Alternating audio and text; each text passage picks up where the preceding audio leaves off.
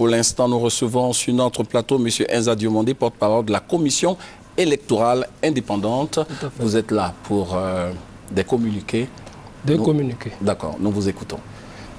Alors, le premier communiqué donc. La commission électorale indépendante, CEI, rappelle à la communauté nationale et internationale que lors du déroulement des scrutins législatifs partiels tenus le 26 février 2012 dans 11 circonscriptions électorales,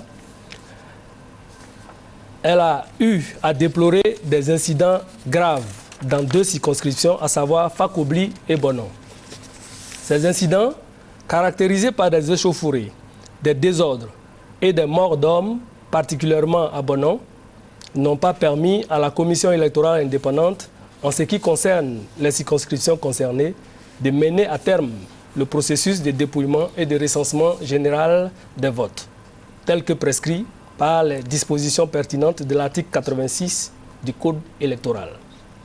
À cet égard, la CEI a dû faire un communiqué le 28 février 2012 qu'elle avait conclu en indiquant qu'elle allait saisir le gouvernement à l'effet d'ouvrir une enquête pour faire la lumière sur les faits sus-évoqués et situer les responsabilités.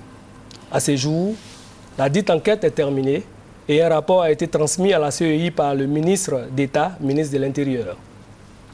À ce jour, il résulte donc des conclusions du dit rapport que tant à Fakobli qu'à Bonon, de graves entorses à la transparence du scrutin ont été relevées.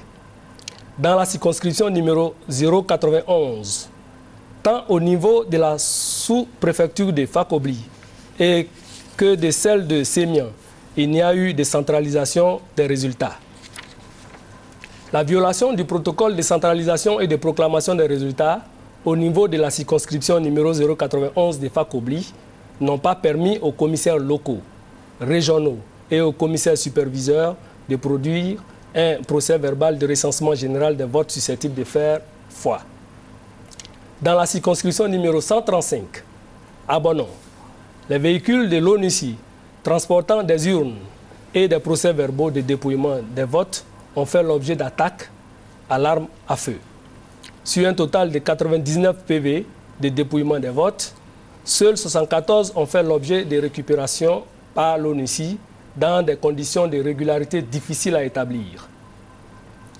Et l'équipe gouvernementale d'enquête de conclure que la décision de non-proclamation des résultats dans les circonscriptions sur-décrites est pertinente et juste.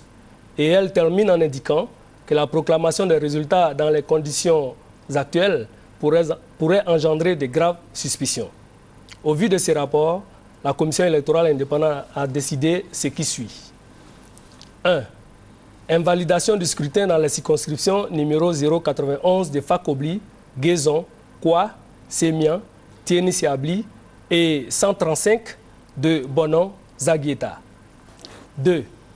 La commission électorale indépendante, soucieuse d'organiser les élections dans un climat apaisé et de permettre aux citoyens d'exprimer librement leur suffrage, s'engage à organiser dans les meilleurs délais de nouveaux scrutins dans les 2 circonscriptions concernées.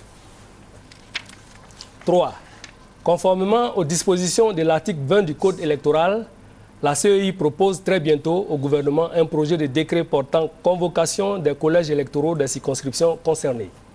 Fait à Abidjan, le 17 juillet 2012, signé le président de la CEI, M. Youssouf Bakayoko.